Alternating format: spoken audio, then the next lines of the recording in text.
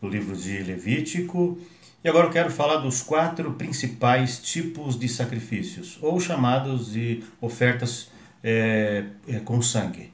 O primeiro tipo é o chamado holocaustos.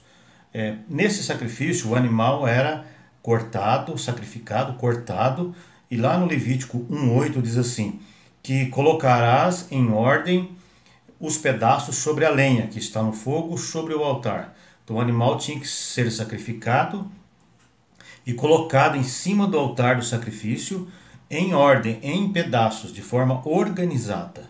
E esse era um tipo de sacrifício.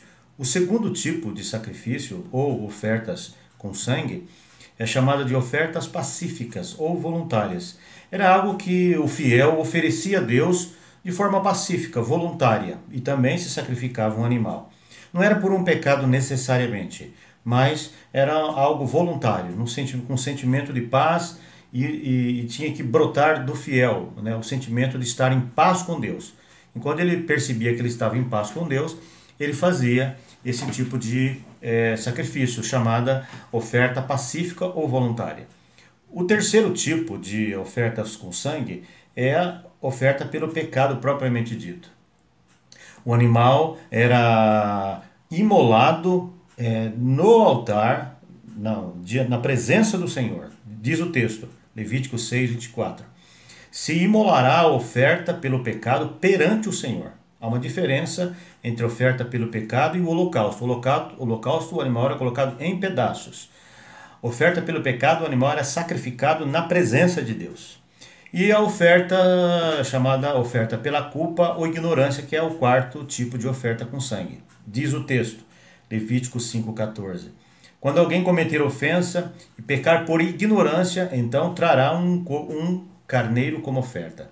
Então, quando a pessoa pecava e não sabia, pecou sem saber, ele tinha que fazer o sacrifício também, que é o chamado pecado, ofendeu a Deus por ignorância. Então, não conhecer a lei de Deus já era motivo para sacrificar. Então, aqui são os 4 tipos principais de sacrifícios no livro do Levítico, e aqui todos os outros, trabalhos em torno do sacerdócio girava em torno desses sacrifícios. Agora nós vamos falar sobre os animais puros e impuros. E eles estão muito bem separados no livro do Levítico, no capítulo 11, de forma muito organizada. Eu quero dar um resumo aqui sobre os animais, então, que Deus separou ali como impuros e puros. Ok? Então, entre os mamíferos, quais eram puros? Todos aqueles que ruminam. Todos aqueles que não ruminam eram impuros. Ok? Por exemplo, a ovelha é um animal que rumina, né? Entre as aves, quais eram puros? Toda ave que não comia carne ou carne em decomposição, ok? Todas as aves que não comiam carne, não necrófago, não comiam cadáver, eram consideradas puras. A pomba, por exemplo, né? Quais eram impuras? Todas aquelas que comiam carne ou cadáver. No caso, por exemplo, o urubu, né? Come cadáver. Então, essas aves são consideradas impuras. Entre os répteis, quais eram puros? É bom de salientar isso, né? Entre aqueles animais que se arrastam, quais eram puros? Nenhum. Todos eram impuros. Todos.